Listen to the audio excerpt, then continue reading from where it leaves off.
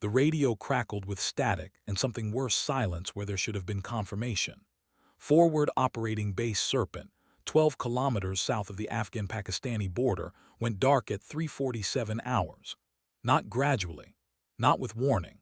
Just gone, like someone had flipped a switch on 37 American souls.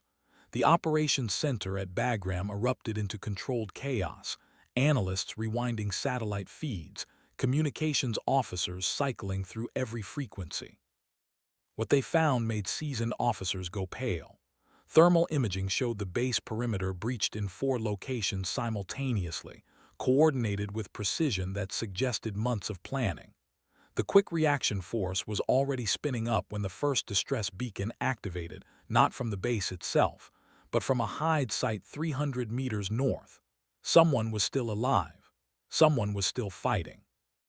The duty officer grabbed the handset, already knowing the closest air support was 20 minutes out. 20 minutes might as well be 20 hours. Then a voice cut through the channel, calm as Sunday morning, with an accent that carried the red dirt of West Texas. Bagram Actual, this is Reaper 2-1. I'm 12 minutes out with a full combat load and enough fuel to make this interesting. The operations center fell silent. Reaper 2-1 wasn't on the air tasking order. Wasn't on any roster they had for the sector. The voice continued, unhurried, almost conversational. I've got 30 Mike, full Mavericks and a warthog that's meaner than a junkyard dog. Somebody down there needs help, and I'm the somebody who's gonna give it. Major Kowalski, the senior air controller, keyed his mic with hands that wanted to shake but wouldn't let them. Reaper 2-1, Bagram, we don't have you on our board. Authenticate. A pause just long enough to sting. Authentication is I'm the only air you've got that'll arrive before those boys bleed out. You want paperwork or you want ordnance on target. Kowalski looked at the thermal feed, watched the tiny heat signatures clustered in that hide site, watched the enemy positions tightening like a noose. He'd been in this chair for 6 years, managed hundreds of close air support missions, and he'd learned to trust his gut over his clipboard. Reaper 2-1, you're cleared hot. Target area is danger close to friendlies. Rules of engagement are, the voice came back, and this time there was something underneath the calm, something that sounded like old steel wrapped in new resolve. Sir, I wrote the book on danger close.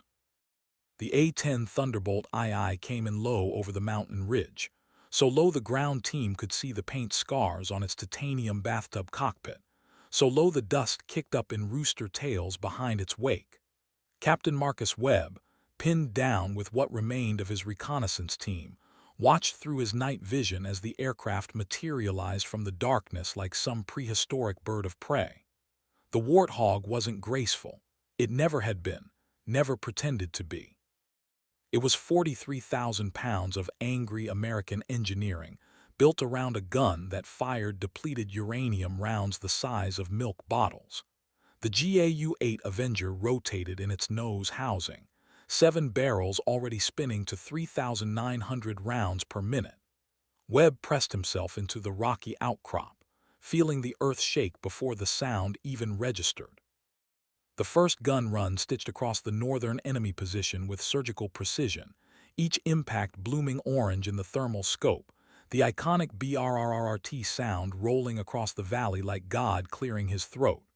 Good hits, Webb shouted into his radio, watching hostiles scatter from positions they'd held for the last 40 minutes. Reaper 2-1, shift fire east 100 meters. The A-10 banked hard, almost casual, and Webb caught his first good look at the aircraft in the moonlight. The right engine nacelle showed carbon scoring, and the vertical stabilizer had damage that made him wonder how the thing was even flying. But it carved through the night sky like none of that mattered, like physics was just a suggestion this particular pilot had decided to ignore. The second gun run came in perpendicular to the first, catching the insurgents as they repositioned. The Avenger spoke again, that unmistakable sound that every grunt in theater knew meant the cavalry had arrived. Webb counted 17 distinct impacts before the A-10 pulled up, already lining up for another pass. His radio crackled. Reaper, be advised, you're taking ground fire from the south ridge. The response came back steady. Copy ground fire. They're welcome to try. And they did try. The heavy machine gun opened up from a position Webb hadn't even spotted, green tracers arcing up into the night sky, reaching for the warthog like lethal fireflies. The A-10 jinked left, then right, but one burst caught it clean along the fuselage. Webb watched the aircraft shudder, saw something fluid or fuel, impossible to tell, stream from the port side. His heart dropped into his boots. The A-10 kept flying, kept turning, kept coming back around for another run. "Jesus Christ," whispered Sergeant First Class Morrison beside him, his voice carrying the kind of awe usually reserved for miracles. "That plane's been hit. That pilot doesn't care," Webb said. The operations center at Bagram had gone from controlled chaos to something approaching religious silence. Every screen showed the same scene from different angles: satellite thermal, UAV feed, the targeting pod from a Navy F-18 holding high station. All of them focused on one battle-damaged A-10, refusing to acknowledge basic aerodynamic reality. Major Kowalski stood with his arms crossed, watching his best controller work the radio, watching the impossible unfold in real time. Lieutenant Sarah Chen, 3 months into her deployment and still young enough to believe in rules, turned from her console with eyes wide. "Sir, Reaper 2-1 just took confirmed hits to the port hydraulic system. Flight dynamics show she's lost 30% control authority on the elevators. She should be heading for emergency recovery at Kandahar." "Should be," Kowalski agreed, never taking his eyes from the screen. "Call her off. Direct order." Chen keyed her mic. "Reaper 2-1, Bagram Actual.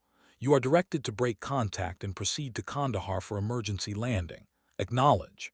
The response took 5 seconds, and in those 5 seconds, the A-10 on screen released a Maverick missile that obliterated an enemy fighting position with such precision it would have made a mathematician weep.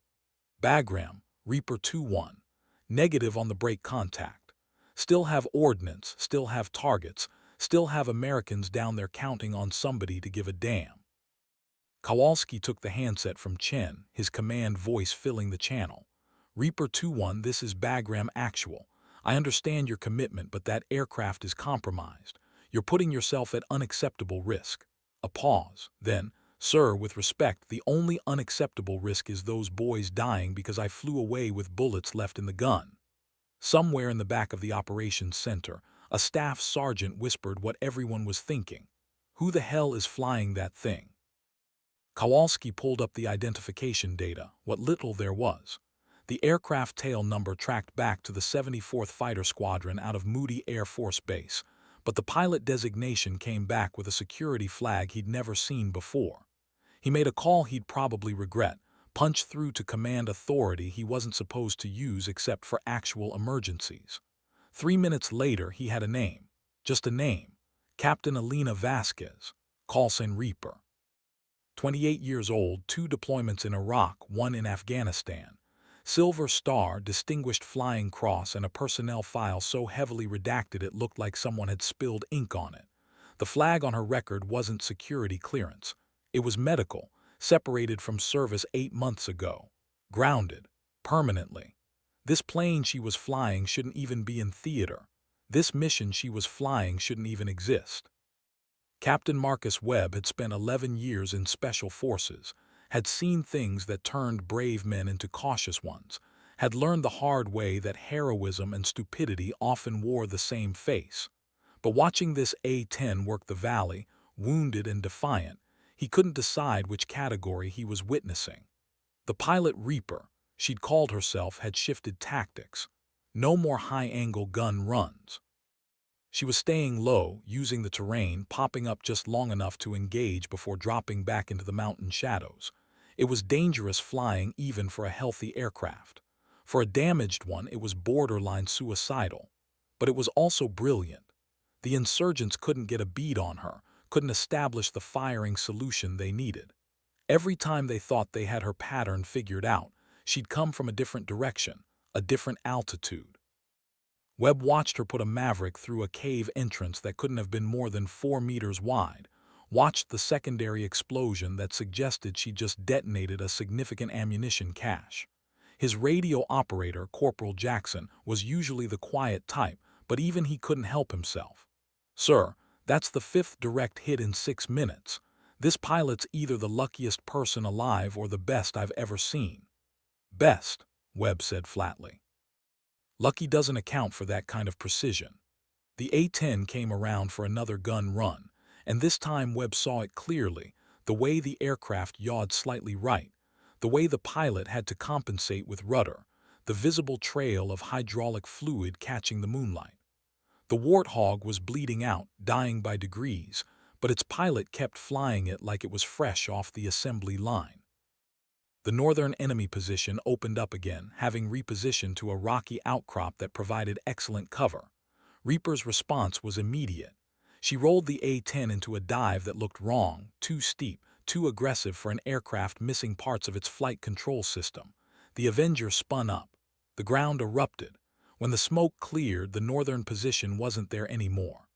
Reaper 2-1, that's all visible hostiles suppressed, Webb transmitted, trying to keep the emotion out of his voice. You've got us a window for extraction. We owe you one. The response was quiet, almost gentle. You don't owe me anything, Captain, just doing the job. That aircraft's not going to make it to Kandahar, Webb said, speaking truth even though it hurt. You need to set down here, let us arrange recovery. Negative. This bird's got one more fight in her. Maybe two if we're friendly with the throttle. The decision point came at exactly 4:23 hours, though no one in the operations center would realize until later that this was the moment everything changed. Major Kowalski watched the thermal feed as Captain Vasquez Reaper brought her dying A-10 around for what should have been the final egress from the target area. The ground team was secure. The extraction birds were inbound. The mission was accomplished by any reasonable metric. A reasonable pilot would have turned for home. Alina Vasquez, it seemed, had left reasonable somewhere over the Hindu Kush. Bagram, Reaper 2-1, I've got a problem. Kowalski's hand was already reaching for the handset. Go ahead, Reaper. UAV feed is showing me thermal signatures 6 clicks southeast of the primary target area. Reads like a convoy, 12 vehicles moving fast toward what looks like a village. Population center, maybe 300 civilians. Kowalski pulled up the feed. She was right. Of course she was right. Intelligence had been tracking this particular group for 3 weeks, a Taliban supply convoy that had been playing ghost, impossible to pin down, always one step ahead. Until now. Reaper, those are secondary targets, not your mission. You are directed to egress and recover. The silence stretched just long enough to be insubordinate. Sir, that convoy gets to that village they're going to fortify, use the civilians as shields. We both know how that story ends. We have other assets, 20 minutes out at best. That convoy's 6 minutes from the village. She paused. I've got 2 Mavericks left and enough gun to make a difference. Lieutenant Chen turned from her console, her voice urgent. Sir, flight dynamics are critical. Port hydraulic system is at 19%. Starboard's compensating, but it won't hold much longer. She's flying on borrowed time. Kowalski closed his eyes. He'd been in the Air Force for 23 years, had made 10,000 decisions, and somehow this felt like the first one that mattered. Open his eyes. Look at the screen. See the village. See the convoy. See the battered A-10 that shouldn't even be flying. See the numbers that said this was impossible. But he also saw the Silver Star citation he'd pulled up. Read the recommendation that described Captain Alina Vasquez's actions over Fallujah. How she'd stayed on station for 3 hours past her fuel reserves, how she'd landed at a forward airstrip on 1 engine and a prayer, how she'd saved 43 Marines and never mentioned it again. The grounding, the medical separation, the file said psychological evaluation, said unfit for duty, said a lot of things. It didn't say coward. It didn't say incapable. The A-10 banked southeast, and in the operations center, Lieutenant Chen actually gasped. Major Kowalski just nodded slowly like he'd expected nothing less, like he'd somehow known that the word directed meant nothing to a pilot who'd already decided the mission wasn't over. Captain Marcus Webb, listening on the ground team frequency, heard the exchange and felt something shift in his understanding of the world. All stations, Reaper 2-1 is engaging secondary target. The convoy was moving fast along the valley road, a mix of technical trucks and old Soviet transport vehicles, kicking up dust that glowed white in the thermal imaging. They hadn't spotted the A-10 yet, hadn't heard it coming over the sound of their own engines, and the confidence that they'd slipped through the net once again. Elena Vasquez lined up her approach from the south, using the ridgeline as cover, keeping the aircraft as stable as her failing hydraulics would allow. The first Maverick launched at 4:26 hours. It tracked true, rode the laser designation straight into the lead technical, and the explosion was large enough to suggest this wasn't just a supply convoy. This was ammunition, maybe weapons, maybe worse. The convoy scattered like roaches, vehicles breaking formation, drivers suddenly aware that they were being hunted. The second Maverick caught a transport vehicle trying to make a run for the village, caught it 200 meters from the first buildings. Another massive secondary explosion. Another confirmation that this convoy had been carrying enough ordnance to level that village twice over. But there were still 10 vehicles, and some of them were armed, and they were starting to return fire. The A-10 took hits small arms, nothing serious under normal circumstances, but these weren't normal circumstances. Each impact stressed an already compromised airframe, stressed systems held together by hydraulic pressure that was dropping by the minute. In the cockpit, warning lights were painting Elena's instrument panel like a Christmas tree. Master caution, hydraulic failure, flight control degradation, fuel pressure anomaly. The stick felt mushy in her hands, the aircraft responding a half-second behind her inputs. She could feel the warthog dying beneath her, could feel it giving everything it had and knowing it wouldn't be enough. She brought the GAU-8 to bear, lined up the fleeing vehicles and squeezed the trigger. The Avenger roared. 30mm rounds tore down the valley road, walking fire across 3 vehicles in 4 seconds, precision that looked automatic but required every ounce of skill Elena had accumulated over 8 years of flying the Hog. A technical exploded. A transport truck flipped, rolled, disintegrated. A small utility vehicle simply ceased to exist. The ground team watched from their position 3 kilometers north, watched through optics that brought every detail into sharp relief. Sergeant First Class Morrison had his spotting scope trained on the A-10, and what he saw made his blood run cold. The aircraft was trailing smoke now, dark and ugly against the pre-dawn sky. The left engine nacelle showed fire damage, actual flames licking back from the turbine housing. The right stabilizer had a chunk missing that Morrison could have put his fist through. But the pilot kept pressing, kept attacking. The remaining convoy vehicles had reached the village outskirts and were dispersing, trying to use the buildings for cover, betting that an American pilot wouldn't risk civilian casualties. They'd made a bad bet. Elena brought the Warthog down to 200 feet, low enough that Morrison could see the individual panel lines, could see the battle damage, could see hydraulic fluid streaming from multiple impact points. She threaded the aircraft between the village buildings with clearance measured in meters, acquired her targets with the precision of a surgeon, and opened fire. The GAU-8 spoke 3 more times, short controlled bursts that destroyed 3 vehicles while leaving the mud brick buildings untouched. It was flying that shouldn't have been possible. It was gunnery that belonged in training videos. It was a wounded pilot in a dying aircraft doing impossible things because possible wasn't good enough. "She's hit again," Morrison whispered, watching tracers connect with the A-10's fuselage. Captain Webb pressed his radio. "Reaper 2-1, you need to break off. That airframe can't take much more." The response came back, and for the first time he could hear the strain in her voice. "Almost done, just need 1 more pass." "Negative, Reaper, you've done enough. Those vehicles are scattered, threat is neutralized." "Still armed, still dangerous." Webb watched the A-10 struggle through a turn that should have been routine but looked labored, painful. The aircraft was yawing badly now, the right engine clearly providing more thrust than the left, the whole airframe vibrating in a way that spoke of structural damage beyond the cosmetic. "Reaper, listen to me. You've saved my team. You've saved that village. You don't have to die proving something." Silence.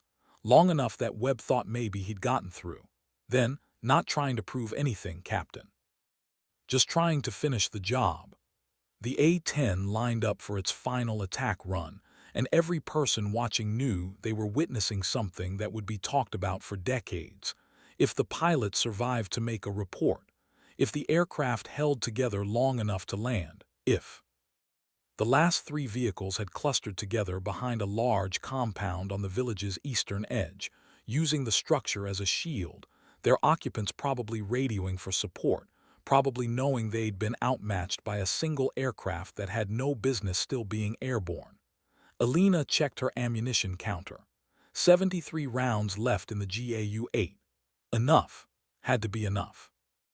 The approach angle was terrible, forcing her to come in over the village itself, threading between a minaret and a water tower with maybe 20 feet of clearance on either side. The damaged stabilizer made the aircraft want to roll left, and compensating for it required constant pressure on the stick, pressure her cramping hands could barely maintain. She could taste blood in her mouth from where she'd bitten her cheek on the last hard maneuver, could feel the G-suit squeezing her legs as she pulled into the attack angle. The targeting reticle settled on the compound. Behind it, heat signatures representing the last of the convoy. She walked the rudder, compensated for the yaw, held the nose steady through force of will as much as hydraulic pressure. The trigger broke clean. The Avenger spun up for what Alina somehow knew would be the last time. 73 rounds at 3,900 rounds per minute translated to exactly 1.12 seconds of fire. In that second, Alina Vasquez placed every single round into a target area measuring 20 meters square, obliterated 3 vehicles and their cargo, and ended a threat that intelligence would later confirm had been carrying enough explosives to level the village and everyone in it. The A-10 pulled up, barely, scraping over the compound roof with feet to spare. The left engine coughed, sputtered, died. Fire lights illuminated the cockpit. The master caution alarm was screaming. Alina ran the engine fire procedure from memory, hands moving across switches and controls that were becoming increasingly unresponsive. The fire suppressed. The engine didn't restart.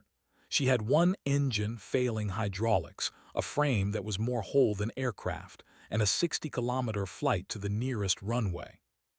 The radio crackled with multiple voices now Bagram operation, the ground team, an F-16 flight that had just arrived on station, even the extraction helicopters asking if she needed assistance. Major Kowalski's voice cut through all of them. Reaper 2-1 Bagram actual, all threats are neutralized. Mission is complete. You have full priority for emergency recovery. We're clearing the pattern at Kandahar. Get yourself home. Alina keyed her mic and her voice was steady despite everything. Bagram Reaper. Good copy. Egressing target area proceeding direct Kandahar. She didn't mention that the stick felt like it was connected to the control surfaces by suggestion rather than cable. Didn't mention that her altitude hold was gone, that her heading indicator was spinning lazily, that half her instruments were dead or dying. The A-10 limped southeast, losing altitude gradually but steadily, trading height for distance, every mile a small victory against physics and damage. Behind her, the sun was starting to break over the mountains, painting the Hindu Kush in shades of gold and amber. Alina had always loved this time of day. Kandahar Air Base erupted into controlled emergency response the moment Bagram sent the notification. Crash crews staged at 3 positions along the runway. Medical personnel assembled. The airboss cleared every other aircraft from a 50-mile radius and gave Reaper 2-1 the entire airspace to work with. In the tower, controllers watched their radar screen with the kind of focus usually reserved for things that might explode. The A-10's transponder was intermittent now, flickering in and out of existence as whatever electrical system powered it struggled to maintain function. Captain Michelle Park, the tower chief, had 20 years of watching aircraft land, had seen every kind of emergency from blown tires to complete hydraulic failure. What she was watching now fell into a category she didn't have words for. Reaper 2-1, Kandahar Tower, we have you on radar intermittent contact. Say your status. The response was tight, controlled, but Park could hear the effort behind it. Tower, Reaper, single engine operation, left engine out. Hydraulic systems at 11% and falling. Flight controls are degraded. I've got manual reversion on most surfaces. Park exchanged glances with her deputy. Manual reversion meant Alina was flying this aircraft through direct cable and rod linkages, moving control surfaces with muscle strength against aerodynamic forces that could measure in hundreds of pounds. In an A-10 with damaged hydraulics, it meant every input required strength most people didn't have, endurance that would fail eventually. Reaper, understands single-engine degraded controls. Do you want to configure for ejection? The question hung in the air for 3 seconds. Negative on ejection. I'm bringing her home. The deputy controller, a young airman named Peters who'd been in the job for 6 months, leaned over. Ma'am, at that damage level, the ejection recommendation is pretty clear. Why isn't she punching out? Park smiled, but there was no humor in it. Because that aircraft cost $68 million and she's not about to scatter it across the Afghan countryside if there's any chance of landing it. And because. She paused, watching the intermittent radar contact. Because pilots who fly like she's been flying don't quit before the job's done. The job isn't done until the wheels stop. The A-10 appeared on final approach at 4:51 hours, and even from 12 miles out, Park could see the smoke trail, could see the asymmetric flight attitude that indicated one engine providing all the thrust, could see what looked like pieces falling from the airframe. Peters gasped. Is part of the tail coming off? Just the fairing, Park said, hopping. She was right. Reaper 21 Kandahar Tower, runway is yours. Wind is 080 at 6 knots. No other traffic, emergency equipment is standing by. The final approach was less flying and more controlled falling with occasional course corrections. Alina had the landing gear down, a minor miracle considering the hydraulic state, but only 2 of 3 green lights showed locked. The nose gear was indicating unsafe, which meant it might collapse on touchdown, might hold, might do something in between. She was coming in fast, too fast because the single engine couldn't be throttled back much further without flaming out, and without thrust she had all the glide characteristics of a concrete block. The runway appeared through the canopy, wavering in the morning heat that was already building even at this hour. 12,000 feet of asphalt, enough room to stop even at her elevated approach speed. If the nose gear held, if the brakes worked, if the aircraft didn't disintegrate on touchdown. They'll cross the threshold at 190 knots, 70 knots faster than ideal. Alina pulled back on the stick with both hands, felt the aircraft respond sluggishly, felt the main gear touch down hard enough to make her teeth click together. The nose gear slammed down a second later. Held. The brakes, running on what little hydraulic pressure remained, grabbed unevenly. The aircraft lurched right, started to weather vane off the runway. Alina stomped the left rudder pedal, fought the swerve, felt something in the landing gear assembly give way with a grinding sound she felt more than heard. But the A-10 stayed on the pavement, slowing, the emergency arresting gear at the far end getting closer but not close enough to matter.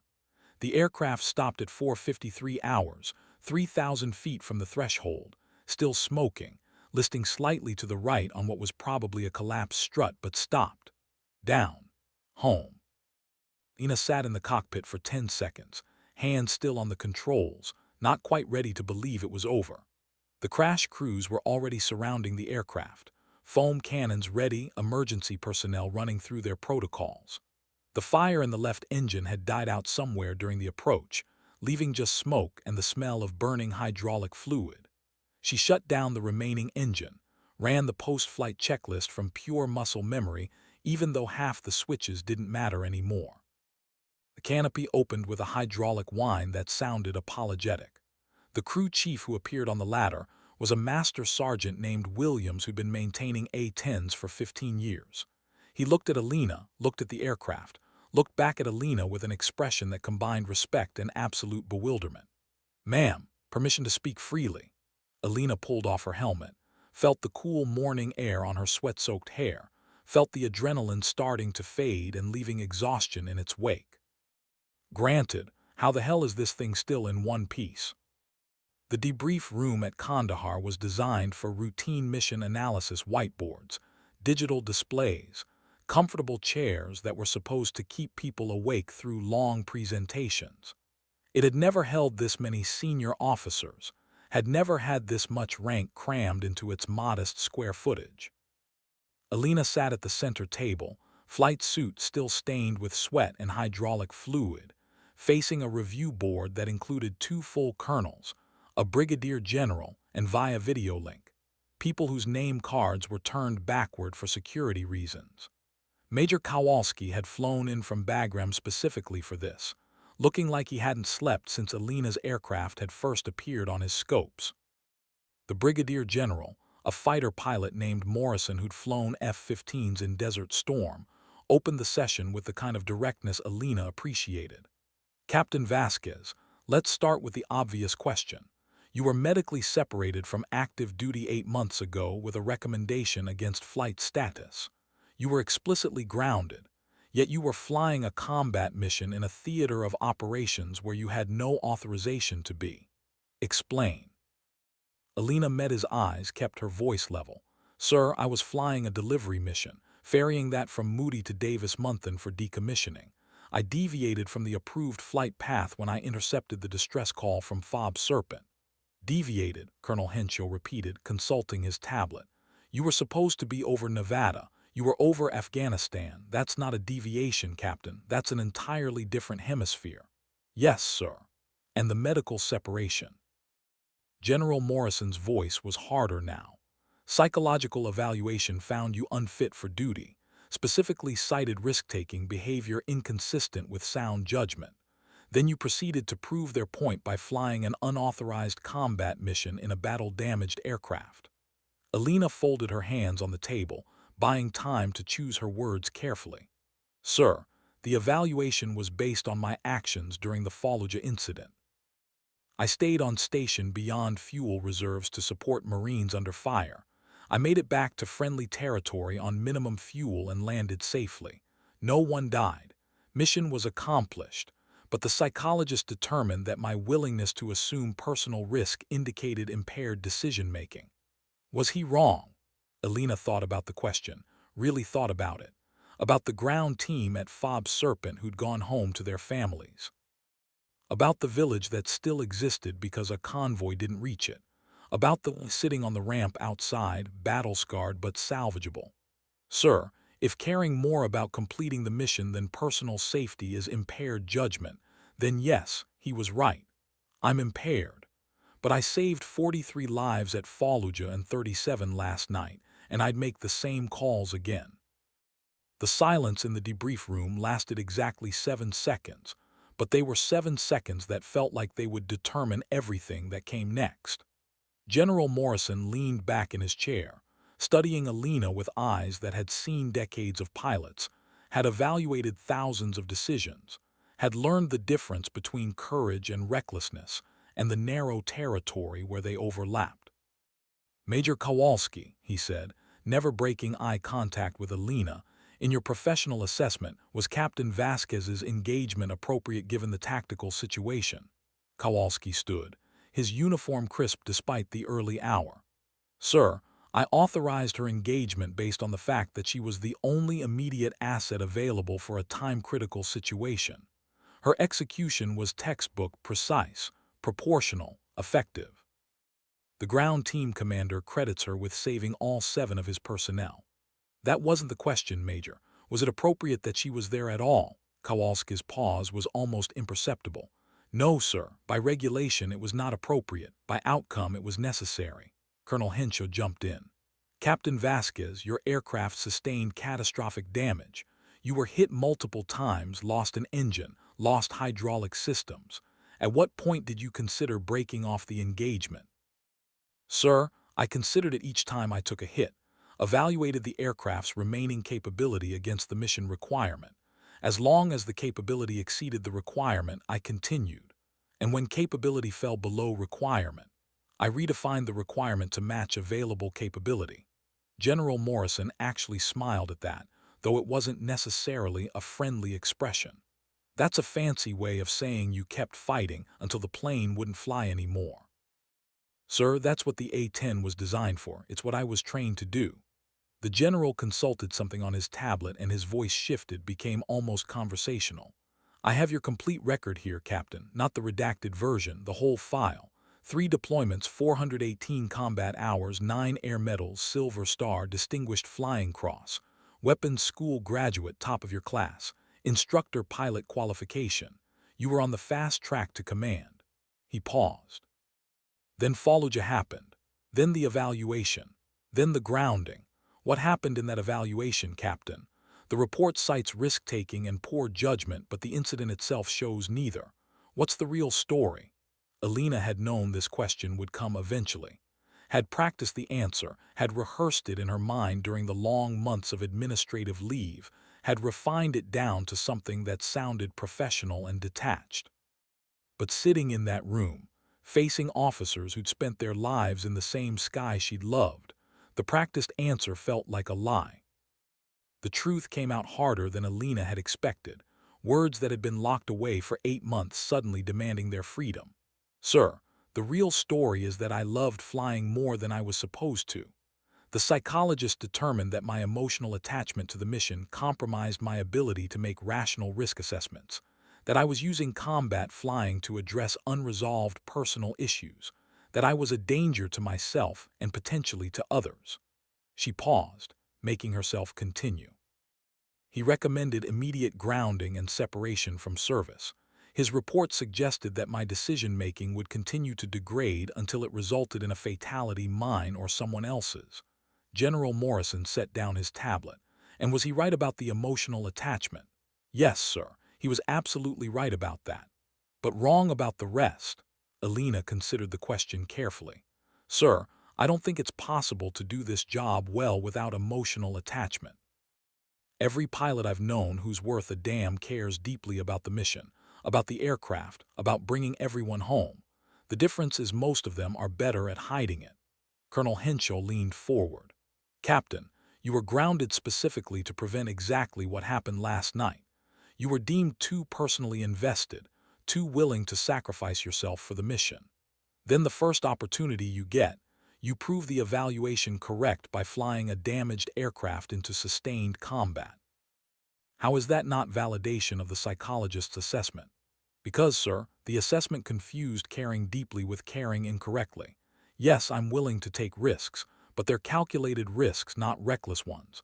I knew that A-10's damage threshold, knew what it could sustain, knew what I could ask of it.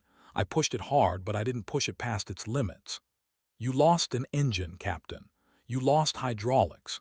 You landed with damage that the crew chief says should have made flight impossible. Should have, sir, but didn't, because I know that aircraft better than I know myself, because I've spent 8 years learning what the Warthog can survive, and because sometimes the book is wrong about what's possible. Major Kowalski spoke up, his voice carrying weight that made the others listen. General, if I may, I've watched the full mission recording. Every engagement, every maneuver. What I saw was not recklessness. What I saw was a pilot maintaining perfect situational awareness while managing multiple system failures, engaging targets with precision that exceeded our best instructor pilots, and making tactical decisions that saved lives. If that's impaired judgment, sir, then our standards need recalibration. The general turned to face Kowalski. Major, are you saying we should return a grounded pilot to flight status based on one successful mission? Sir, I'm saying we should reconsider why she was grounded in the first place. The video link flickered, and one of the name cards that had been turned backward rotated forward. Colonel Angela Reeves, Chief Flight Surgeon, Central Command. Her voice came through clear despite the compression artifacts. General Morrison, if I may contribute to this discussion, I've reviewed Captain Vasquez's psychological evaluation, and I've reviewed the mission recording from last night. I've also consulted with 3 independent psychologists who specialize in combat stress and pilot performance. The room went quiet. Alina felt her heart rate pick up, felt the familiar pre-combat tension that had nothing to do with flying and everything to do with her future being decided by people she'd never met. Colonel Reeves continued, her tone clinical but not unkind. The original evaluation was conducted by Captain Richard Torres, who has since been reassigned due to concerns about his assessment methodology. Several of his evaluations from that period have been flagged for review. His approach tended to pathologize normal stress responses and combat commitment as psychological dysfunction. Alina's hands tightened on the armrests of her chair. This was new information, information no one had shared during the separation process. Captain Vasquez's responses during the Fallujah incident were consistent with highly trained pilots facing time-critical decisions with inadequate alternatives. Her choice to remain on station was aggressive, yes, but it was also successful. The recommendation for grounding appears to have been based more on Captain Tor's theoretical concerns about what might happen rather than any actual evidence of impairment. General Morrison's voice carried an edge. "Colonel, are you suggesting the evaluation was flawed?" "Sir, I'm stating that the evaluation was flawed. The consensus among the reviewing psychologists is that Captain Vasquez demonstrates high-functioning performance under extreme stress, strong moral reasoning, and excellent tactical judgment. What Captain Torres interpreted as dangerous risk-taking appears to actually be superior risk assessment combined with exceptional skill." She paused. "The psychological profile of someone who flies like Captain Vasquez flew last night is not someone with impaired judgment. It's someone with extremely clear judgment who happens to value mission success and protection of others above personal safety. Those aren't pathologies, General. Those are characteristics we select for in-combat pilots." Colonel Henshaw cleared his throat. "With respect, Colonel, she still flew an unauthorized mission in an aircraft she wasn't supposed to be operating. That speaks to rule-breaking behavior that could be problematic." Alina couldn't stay silent anymore. "Sir, permission to address that directly?" Morrison nodded. "Granted. Sir, I broke regulations last night. Multiple regulations. I accept full responsibility for that, but I'd like to present what my alternatives were." She stood, moved to the whiteboard, began sketching the tactical situation with the kind of clarity that came from having relived it 100 times already. At 3:47 hours, Fob Serpent went dark with 37 personnel under coordinated attack. Nearest responding asset was 20 minutes out. The ground team had 3 to 5 minutes before they were overrun. I was 12 minutes out with full ordnance and the training to employ it effectively. She drew the timeline, the distance calculations, the decision tree that had exactly one branch leading to survival. I could have followed regulations, maintained my filed flight plan, and let those men die while I flew overhead to a decommissioning facility. Or I could have broken regulations and given them a chance. Sir, I chose the chance. General Morrison stood, walked to the whiteboard, studied Alina's timeline diagram with the eye of someone who'd made similar calculations in different wars. He picked up a marker, added notation to her sketch enemy positions, fields of fire, the approach vectors she'd used. "Captain Vasquez, walk me through your initial assessment. You intercept a distress call from a base under attack. You're in an aircraft you're not authorized to fly, in a theater you're not supposed to be in. What's going through your mind?" Alina stepped up to the board, pointing to the positions she'd marked. "First thought, can I reach them in time?" Answer, barely. Second thought, do I have the ordnance to make a difference? Answer, yes. Third thought, what happens if I don't intervene? Answer, 37 Americans die. And the fourth thought, Morrison asked quietly. What happens to your career, your future, if you do intervene? Alina met his eyes. Sir, that wasn't the fourth thought. That wasn't in the top 10 thoughts. The mission calculation was simple. I had capability, they had need, time was critical. Everything else was noise. Morrison returned to his seat, exchanged long glances with the other officers. Colonel Henshaw was shaking his head slowly, but it didn't look like disagreement. It looked like recognition. General, Kowalski interjected, if I could add one more point. I've pulled the recording of Captain Vasquez's radio communications throughout the engagement. With your permission, I'd like to play a specific segment. Morrison gestured agreement. Kowalski queued up the audio and Alina's voice filled the room, calm and measured despite the circumstances. Bagram, Reaper 2-1, taking fire from multiple positions. Aircraft is damaged but mission capable, continuing engagement. Then Kowalski's own voice, tighter than he probably wanted to admit. Reaper, you are cleared to break contact and egress. Mission is accomplished. And Alina's response, negative Bagram, still have Americans in danger, still have ordnance. Mission's not accomplished until everyone goes home. Kowalski stopped the playback. Sir, that exchange happened after she'd already been hit twice, after she'd already suppressed the primary threat. She could have left, should have left by any reasonable standard. But her definition of mission accomplishment was different from mine. Her definition was no one dies. The room stayed quiet for a long moment. Finally, General Morrison spoke. Captain Vasquez, I'm going to tell you something that doesn't leave this room. 23 years ago, I was flying top cover over Basra when a special operations team got pinned down. My flight lead ordered us to maintain altitude, said the threat envelope was too hot for close support. I ignored that order, took my Eagle down into the weeds, and suppressed enough enemy positions for the team to extract. Saved 11 lives. Got a medal and an official reprimand in the same ceremony.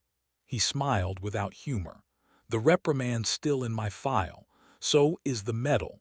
I've spent 2 decades trying to figure out which one defines my career. The confession hung in the air like cordite smoke, unexpected and clarifying. Colonel Henshaw looked at General Morrison with new understanding, then back to Alina with something approaching respect rather than judgment. The difference, Morrison continued, is that I was an active-duty pilot with authorization to be in that airspace. You were grounded, separated, and flying without orders. That's a significantly different situation, Captain. Yes, sir. Alina's voice was steady. I understand the distinction. Do you? Morrison leaned back. Because here's what I'm struggling with. Every instinct tells me you did the right thing last night. The tactical execution was flawless. The results speak for themselves, and 37 soldiers are alive because you ignored regulations. But I can't run an air force where pilots make up their own rules based on personal judgment of what's right. Colonel Reeves's voice came through the video link. General, if I may offer a different framework. We don't have a pilot who ignored regulations out of disrespect for authority. We have a pilot who was incorrectly removed from flight status, who maintained currency and capability during that removal, and who responded appropriately to an emergency situation she encountered while performing authorized ferry duties. Morrison raised an eyebrow. That's a very generous interpretation, Colonel. Sir, it's also legally defensible. Captain Vasquez was authorized to fly that aircraft from Moody to Davis-Monthan. She deviated from the flight path to respond to a distress call, which, I'd note, is covered under aviation regulations regarding emergency response. Her engagement was authorized by Operational Command. Major Kowalski gave her clearance, and her continuation of the mission, while aggressive, fell within the scope of close air support protocols. Henshaw jumped in. Colonel, that's a creative reading of the regulations, but it doesn't address the fact that she was medically grounded. A grounding that we now recognize was based on a flawed evaluation by a psychologist whose methodology has been questioned in multiple cases. Sir, I'm not suggesting we ignore what happened. I'm suggesting we view it through the correct lens, not as a grounded pilot going rogue, but as a pilot who was wrongly grounded, demonstrating exactly why that grounding was inappropriate. Alina listened to her career being debated like a legal case, felt the strange disconnection of being present but not participant. Major Kowalski caught her eye, gave her the smallest nod. Hang in there. Morrison pulled up something on his tablet, read it carefully, then looked at Alina with an expression she couldn't quite parse. Captain, the crew chief's damage assessment came in 30 minutes ago. Your aircraft sustained 47 separate impact points, lost 70% hydraulic function, had structural damage to 3 primary flight surfaces, and landed with one engine completely destroyed and the other showing stress cracks that would have led to failure within an estimated 10 minutes. How did you know it would hold together? The question wasn't rhetorical, wasn't aggressive. It was genuine curiosity from one pilot to another, asking how Alina had threaded the needle between catastrophic failure and barely controlled flight. Alina stood, moved back to the whiteboard, started drawing the A-10's cross-section from memory. Sir, the Warthog was designed around survivability. Redundant systems, separated flight controls, titanium bathtub protecting the cockpit and critical components. Beyond the engineering specs, there's what you learn from flying it, the the margin between what the tech manual says is possible and what the aircraft can actually survive. She pointed to the hydraulic systems diagram. When I lost primary hydraulics, I still had the secondary system. When that started failing, I had manual reversion. The aircraft kept giving me options, kept providing alternatives. My job was recognizing which systems I could sacrifice and which were mission critical. Morrison nodded slowly. And the engine failure? How did you manage single-engine flight with a damaged airframe? Sir, the A-10 can actually fly on one engine. It's not ideal, but it's possible. The challenge was the asymmetric thrust combined with the damaged stabilizer. I had to constantly compensate with rudder, which meant flying with my leg basically locked on the pedal for the last 30 minutes of flight. But it was doable because I knew the aircraft's limits better than the damage exceeded them. Colonel Henshaw was taking notes, his stylus moving rapidly across his tablet. Captain, this level of systems knowledge and damage assessment, this is what they teach at weapons school, correct? Yes, sir. And what you learned from 8 years of flying the same aircraft, maintaining your own currency even when grounded, running emergency scenarios in the simulator because you couldn't give up the possibility of flying again. The admission slipped out before Alina could stop it, revealing more than she'd intended. The months of unofficial simulator time, the emergency procedure practice, the refusal to accept that she'd never fly combat again. Colonel Reeves spoke up from the video feed. General, this is actually relevant to my assessment. What Captain Vasquez just described is not the behavior of someone psychologically unsuited for flight. It's the behavior of someone so committed to the profession that even administrative separation couldn't diminish her dedication to maintaining capability. Morrison stood, paced to the window, looked out at the flight line where Alina's battered A-10 sat surrounded by maintenance crews. Major Kowalski, in your professional opinion, how many currently active pilots could have executed last night's mission with the same result? Kowalski didn't hesitate. Sir, fewer than 10 in the entire theater, maybe fewer than 5. The combination of tactical judgment, weapons employment, and damage management under combat stress, that's not standard proficiency. That's master-level capability. And yet we grounded her. Morrison turned back to face the room. We took a pilot with master-level capability and removed her from service based on an evaluation that apparently confused competence with pathology. The weight of Morrison's statement settled over the room like a judgment already rendered, but Alina could see the general wasn't finished. He returned to his seat, opened a different file on his tablet, and his expression shifted from contemplative to something harder. Captain Vasquez, I want you to understand what happens next depends entirely on what you tell me right now. No evasion, no careful phrasing, just truth. Alina straightened. Yes, sir. Last night, you flew an unauthorized combat mission because you believed it was the right thing to do, regardless of regulations. That suggests a pattern of independent decision-making that could be problematic in a military structure that requires discipline and chain of command. If I restore you to flight status, if I overturn the medical grounding, how do I know you won't make another unauthorized decision the next time you disagree with orders? The question cut straight to the core issue, the thing Alina had been avoiding thinking about during the debrief because she didn't have a good answer. She'd spent 8 months angry at the system that had grounded her, convinced she'd been wronged, certain that the evaluation had been unjust. And she'd been right about that. But Morrison was also right. She'd proven the evaluation's concerns about her independent decision-making even while disproving its concerns about her judgment. Sir, I can't promise I'll always follow orders if following them means people die when I could have prevented it. I can't promise I'll value regulations over lives, but I can promise that any decision to deviate from orders will be made with full understanding of the consequences and full acceptance of responsibility for the outcome. Morrison's eyes narrowed. That's not exactly a ringing endorsement of military discipline, Captain. No, sir, but it's the truth you asked for. I believe in the chain of command, believe in regulations and procedures. They exist for good reasons, and 99% of the time they produce the right outcome. But I also believe that when those systems fail, When the gap between what should happen and what needs to happen becomes a matter of life and death, someone has to be willing to step into that gap, even at personal cost.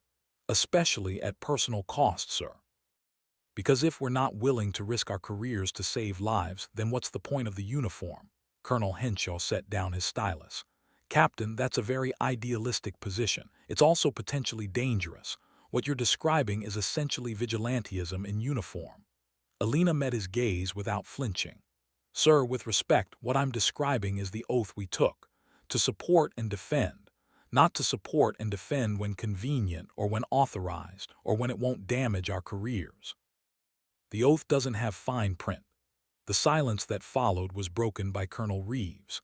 General Morrison, I believe we're approaching this from the wrong angle. The question isn't whether Captain Vasquez will always follow orders. The question is whether her judgment about when to deviate from orders is sound. Based on last night's outcome mission success, 0 friendly casualties, enemy threat neutralized, aircraft recovered, I'd argue her judgment is not only sound but exceptional. General Morrison drummed his fingers on the table, a habit Alina recognized from her own commander during weapons school, the gesture of a decision-maker working through variables that didn't want to align. Colonel Reeves, sound judgment on one mission doesn't establish a pattern of reliability. It establishes capability in a single instance. Agreed, sir. Which is why I'd point to Captain Vasquez's entire service record, not just last night. Every deviation from standard procedure in her file shows the same characteristics: clear tactical necessity, successful outcome, acceptance of personal risk while minimizing risk to others. This isn't a pilot who breaks rules capriciously. This is a pilot who understands the difference between the letter and the spirit of mission accomplishment. Major Kowalski stood. General, if I could add one observation. During last night's engagement, I gave Captain Vasquez multiple opportunities to break contact and egress. I used direct orders. She questioned those orders, explained her tactical assessment, and requested permission to continue. She didn't simply ignore my authority, she engaged with it, made her case, and ultimately convinced me she was right. That's not vigilantism. That's professional dialogue between operators who both want the same outcome. Morrison looked at Alina. Is that accurate, Captain? You requested permission to continue rather than simply continuing without it. Alina nodded. Yes, sir. Major Kowalski had the operational picture. My job was to provide him with accurate assessment of my capability and the tactical situation. His job was to authorize or deny my actions based on that information. We were working together, not in opposition. But you said earlier you would disobey orders if they meant people dying. Sir, I said I can't promise I'll always follow orders if following them means people die when I could prevent it. There's a distinction. Major Kowalski's orders weren't preventing me from saving lives. They were attempting to prevent me from taking additional risk after the primary mission was accomplished. I disagreed with his risk assessment, made my case, and he revised his authorization. That's how the system is supposed to work. Henshaw leaned forward. But what if he hadn't revised his authorization? What if he'd given you a direct order to break contact and you still believed the mission required you to stay? The hypothetical hung in the air, sharp and unavoidable. Alina had thought about this question during the long flight back, during the landing approach, during every quiet moment since. Sir, honestly, I don't know. I'd like to say I would have followed the order. But I can't guarantee that if I saw Americans about to die and I had the capability to prevent it, I'd fly away because someone 1,200 kilometers from the fight told me to. Morrison actually smiled, though it wasn't entirely pleasant. Captain, that's either the most honest or most damning thing you could have said. I'm not sure which. Sir, you asked for truth. I did, and you gave it. He closed his tablet, looked at each officer in turn, seemed to come to some internal decision. Gentlemen, Colonel Reeves, I need the room for a moment. Captain Vasquez stays. The room emptied with the efficient silence of senior officers who knew when a decision was being made above their pay grade, even when that pay grade was already considerable. Major Kowalski gave Alina one last look, something between encouragement and condolence, before closing the door behind him. General Morrison waited until the footsteps faded down the corridor, then moved to the coffee station, poured 2 cups without asking if Alina wanted one, and handed her the mug that said "World's Okayest Pilot" in faded letters. "You know what that mug is, Captain?" Alina looked at it, then at Morrison. "Sir, appears to be a novelty coffee mug. It belonged to Captain First Class James Morrison, my son, who died 7 years ago when his F-16 went down over Syria.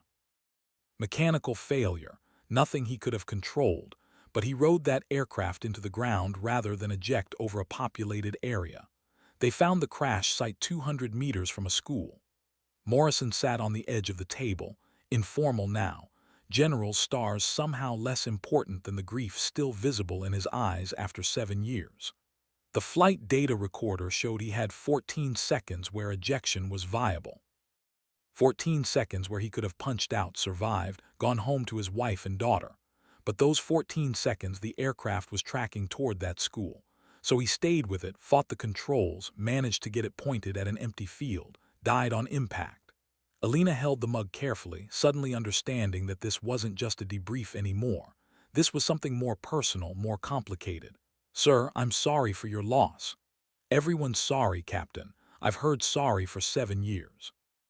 What I haven't heard is whether he was right. Was my son a hero for saving those children, or was he a fool for not saving himself? The Air Force gave him a medal. His wife won't speak to me because she thinks I raised him to value duty over family. And I lie awake at night wondering if I taught him the wrong lessons." Morrison drank his coffee, and Alina understood she wasn't supposed to answer, that this was context for something else. "The psychologist who evaluated you, Captain Torres, he also evaluated my son after an incident in Afghanistan. Nothing dramatic, just some aggressive flying that made his commander nervous. Torres recommended observation but not grounding. 3 months later, my son was dead, having made exactly the kind of decision Torres should have seen coming." Alina felt the pieces coming together, the personal stakes behind the professional decision. "Sir, you're wondering if you're making the same mistake with me that Torres made with your son. If my willingness to sacrifice myself for the mission is going to end the same way. The thought has occurred to me, Captain.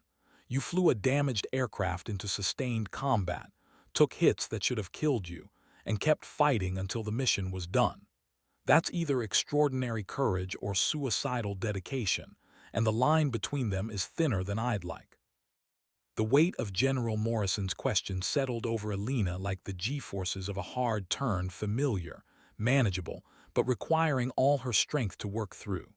She set down the coffee mug carefully, needing to find words that would honor both the general's loss and the truth of what drove her. "Sir, I never met your son, but I've read about his actions. What he did over Syria wasn't suicidal. It was calculated. He had 14 seconds to make a choice that had 2 outcomes: he lives and children die, or he dies and children live. That's not the same as wanting to die. That's accepting death as the cost of the only acceptable outcome." Morrison's expression didn't change, but Alina saw something shift in his eyes. She continued, "Last night, I didn't take damage because I wanted to. I took damage because the aircraft could absorb it and still complete the mission, and the ground team couldn't absorb the alternative. Every hit I took, I evaluated whether it compromised mission capability. When it did, I adapted. When it didn't, I continued. That's not suicidal dedication, sir. That's understanding the tool you're using and using it completely. But you knew you might not make it back." "Yes, sir. Just like your son knew. Just like every combat pilot knows when they strap in. The question isn't whether we might die. The question is whether we're dying for something that matters more than our survival." Morrison stood, walked to the window again, looked out at the flight line where maintenance crews were still swarming over Alina's A-10. "The crew chief tells me your aircraft is repairable. Barely. Said it'll take 3 months of work and $500,000 in parts, but it can fly again." He turned back. "Same question I'm asking about the aircraft, I'm asking about you. Are you repairable, Captain Vasquez?" Alina understood the real question beneath the words. Was the damage from the grounding, the separation, the 8 months of administrative exile something that could be fixed? Or was she too broken by the system's rejection to function within it again? "Sir, I'm not damaged in the ways the evaluation suggested. I don't have impaired judgment or death wish. What I have is clarity about what matters and willingness to pay the cost of protecting it. If that makes me unsuitable for service, then yes, I'm broken in ways that can't be fixed. But if that's what we need in combat pilots, then I'm exactly what I've always been: ready. Morrison returned to his seat, picked up his tablet, pulled up what Alina recognized as her service record. Captain, I'm going to tell you my decision, and then I'm going to tell you why you're going to hate it. I'm reinstating your flight status, effective immediately. The medical grounding is overturned based on Colonel Reeves's assessment that the original evaluation was flawed. You'll undergo a new psychological evaluation, but unless it shows something dramatically different, you're cleared to fly.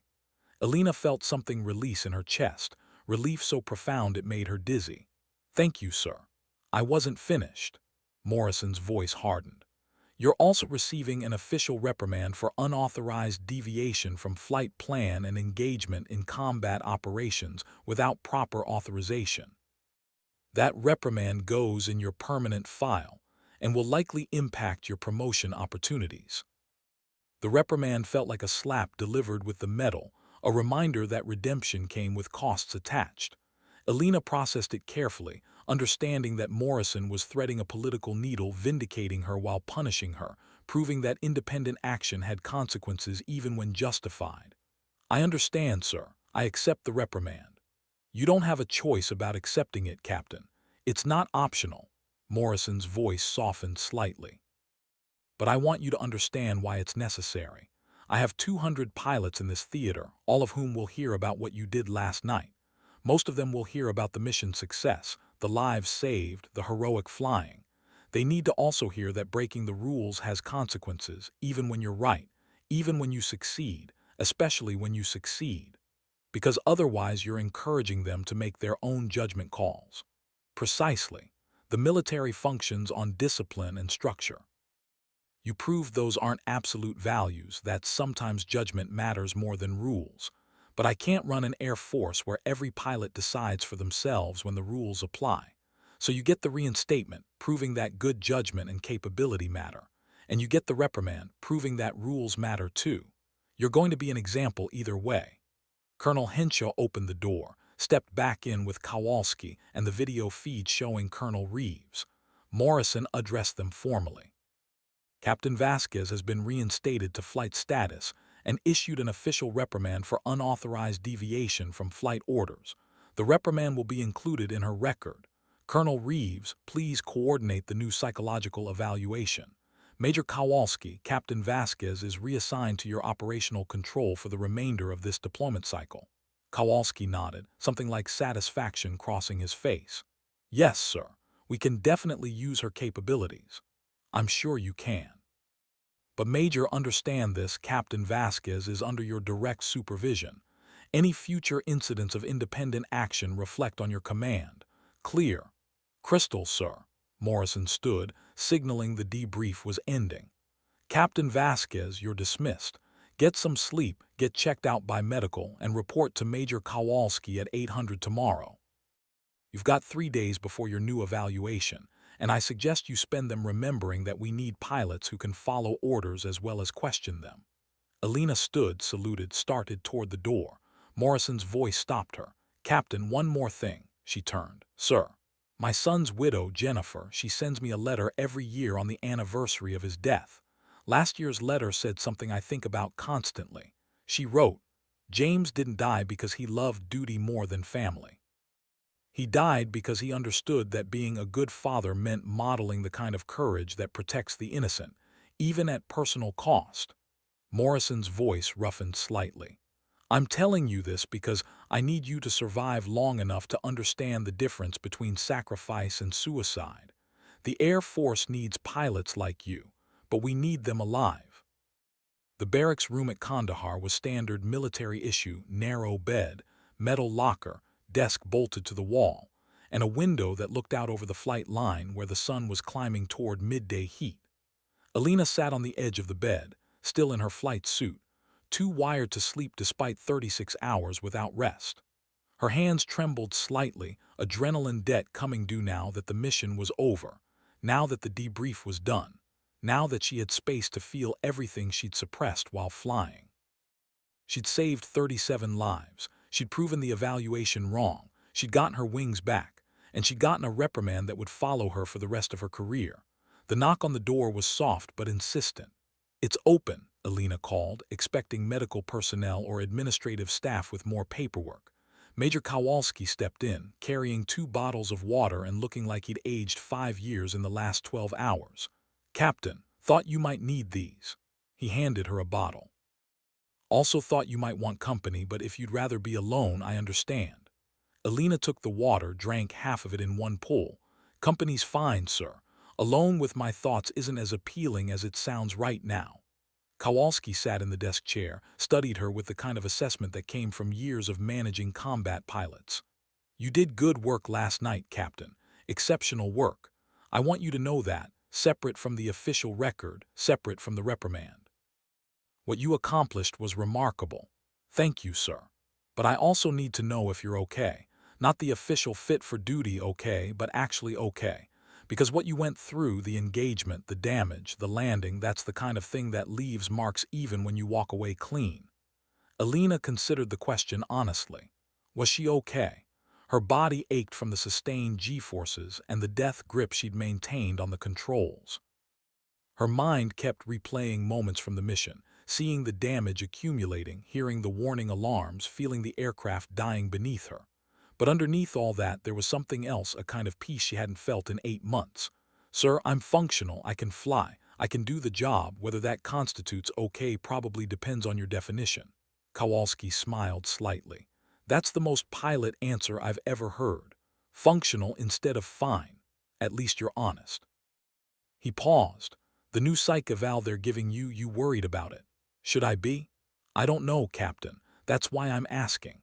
The first evaluation grounded you because the psychologist thought you were too willing to sacrifice yourself for the mission. Last night, you spent 4 hours proving him right about the sacrifice part, even if he was wrong about it being pathological. What do you think the new evaluator is going to conclude?" Alina stood, moved to the window, looked out at her A-10 still sitting on the ramp surrounded by maintenance crews cataloging damage.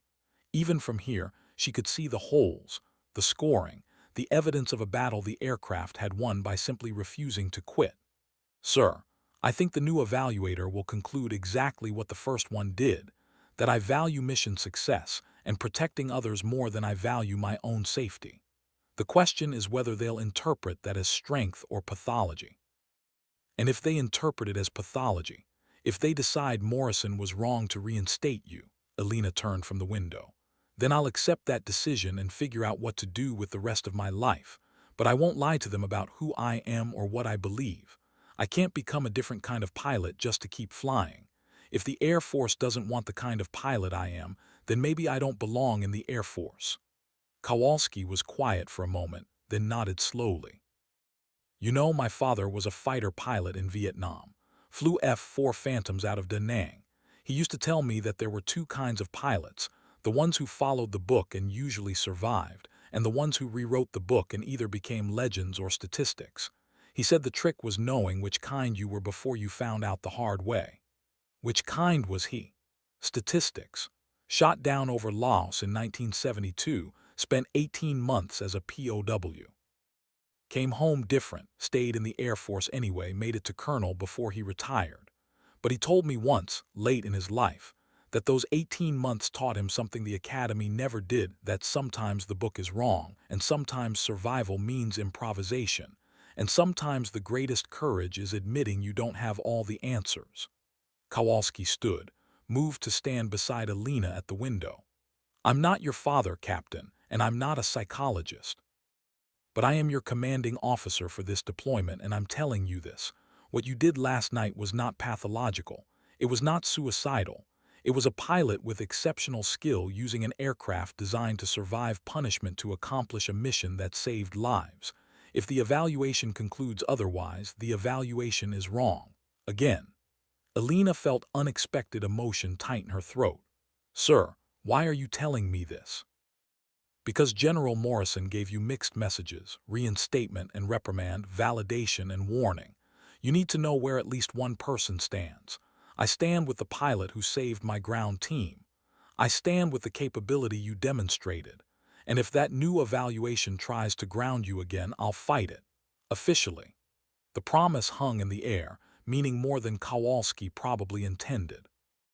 Alina had spent 8 months feeling like the system had turned against her, like her career had been ended by a psychologist who valued theory over reality. Having a field-grade officer promise to fight for her felt like vindication and burden together. The conversation with Major Kowalski left Alina with more questions than answers, but at least they were different questions. She'd spent 8 months asking, why did they ground me, and how do I get back? Now she was asking, what kind of pilot do I want to be, and how do I serve without losing myself in the process? The medical evaluation that afternoon was routine blood pressure, reflexes, cognitive function tests that Alina could have passed in her sleep. The flight surgeon, a captain named Rodriguez who'd been at Kandahar for 6 months, was thorough but friendly. Physically, you're in excellent shape, Captain. No signs of injury from the engagement, though I'm surprised given what I heard about your landing. You had to be pulling serious Gs during some of those maneuvers.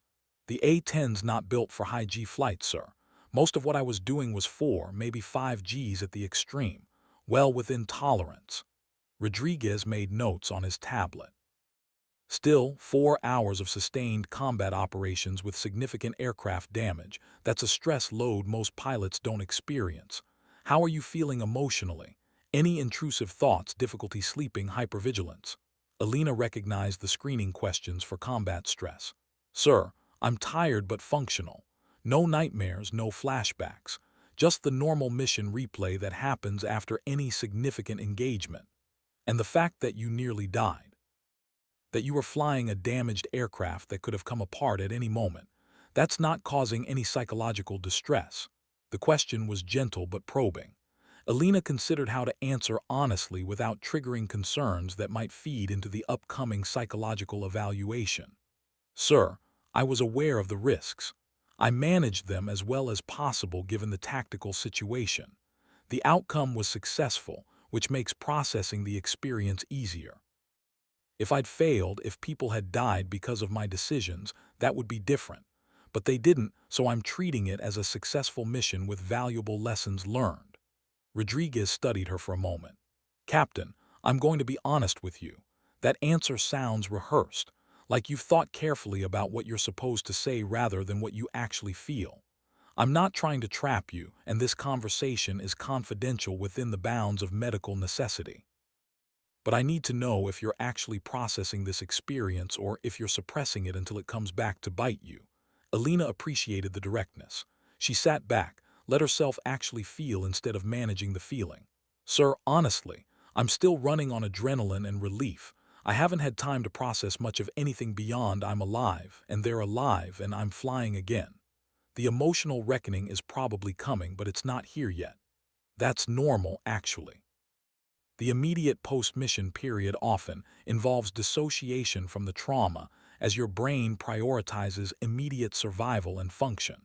The real processing typically starts 3 to 5 days after the event, once your nervous system decides the threat is over. Rodriguez closed his tablet. I'm clearing you for duty, but I'm also scheduling you for a follow-up in 72 hours. If you start experiencing significant distress before then, and by significant, I mean anything that interferes with sleep, concentration, or normal function, I want you to come see me immediately. Clear? Yes, sir. The psychological evaluation was scheduled for 3 days out, giving Alina time she both needed and dreaded. She spent the first day sleeping, the adrenaline debt finally claiming its due. She spent the second day walking the flight line, checking on her A-10's repair progress, talking with the maintenance crews who treated her with a mix of awe and concern. Sergeant Williams, the crew chief who'd met her on the ladder after landing, gave her the full damage assessment. Ma'am, I've been working hogs for 15 years, and I've never seen one take this much punishment and stay airborne. You've got 47 impact points, 3 of which penetrated critical systems. The port engine is a complete loss, turbine blades are shredded, casing is cracked. The hydraulic system has damage to both primary and secondary lines.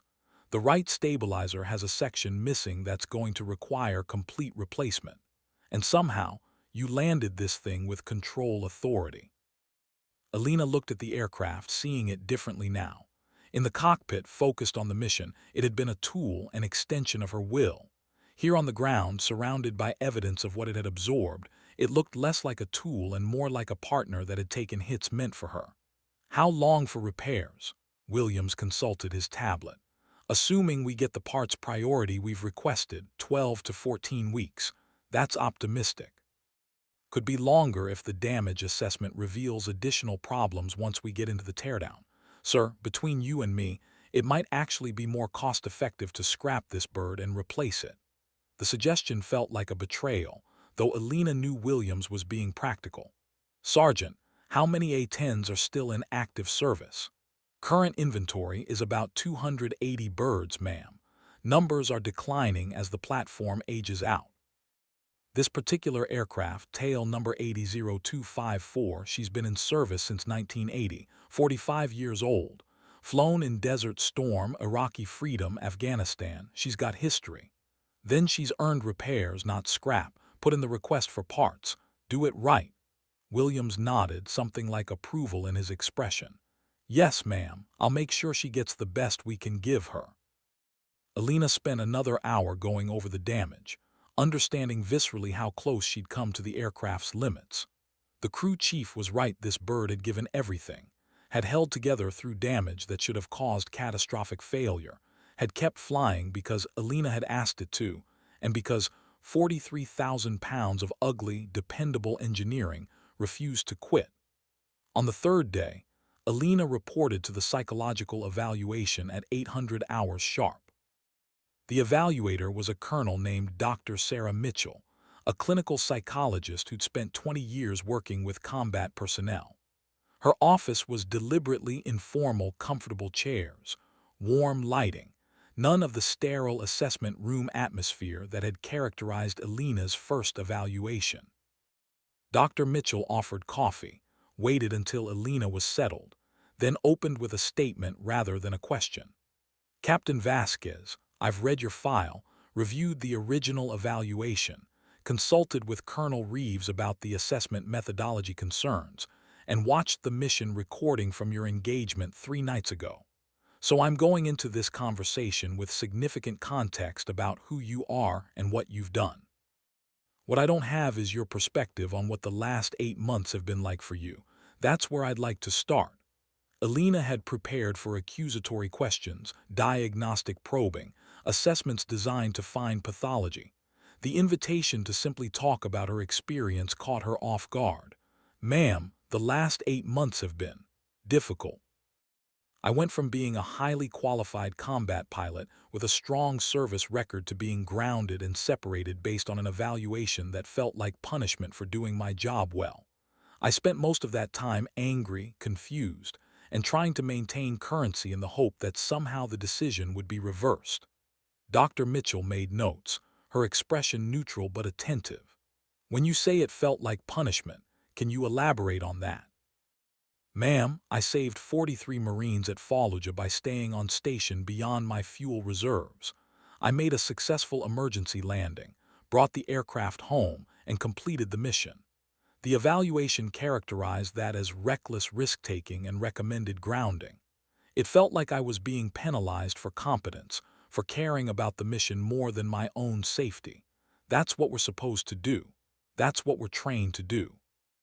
And yet the evaluation suggested that your level of personal risk acceptance was beyond what's considered healthy or sustainable. Do you think there's any validity?